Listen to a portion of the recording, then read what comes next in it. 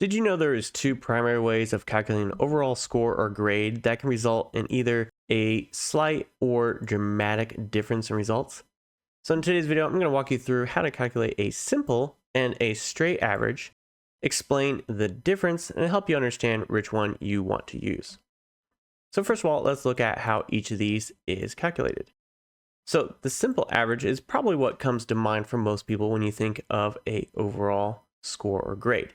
And so this is where we take the individual results for each test or exam, and then we just average those. And that's what this simple average is we just take those percentages and average them out.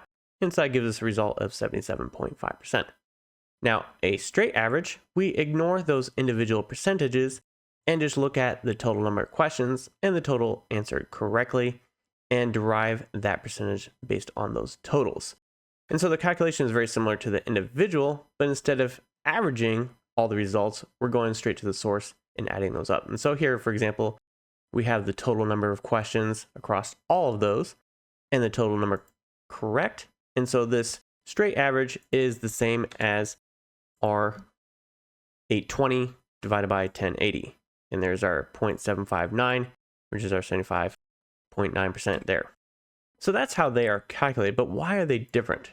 So first of all, let's look at a little bit of a dramatization on the straight average emphasis. And so here we have one exam or test with 500 questions, 499 answer correctly, and then the rest are all 10 questions with one answer correctly. And so for the simple average, we get 14%. And so it's 100% divided by, well, technically it's 99.8, but we have almost 100%. And then we have all these tens dragging it down to where we finally wind up with 14%. Now the straight average is instead taking these overall. So it's saying 740 questions with 523 correct. And that gives us a 71% overall. So these tell a dramatically different story. One is looking at how many questions do they answer correctly across all the questions that they were ever asked. And this one's saying, how well did they do on their tests overall? And so I have a little bit of text here to help you understand. And so the simple average more equally represents the individual test results. And so it puts an equal emphasis on each test or exam, regardless of how many questions they have.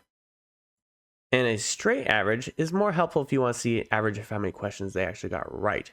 And this will put a greater emphasis or weight on tests or exams with more questions. And to help illustrate this, let's jump into this other example here, where we have the same number of questions on each test or exam, and just a different number that are correct.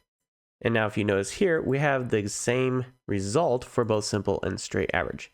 So I'm not going to dive too deep into the math here. If you're familiar with math, you know exactly why this is true, because essentially we have the same denominator for all of these results. And so if you have the same number of questions for all your tests or exams, it doesn't matter which method you're going to use. And so on this straight average, essentially we're trying to correct all these denominators to the same one.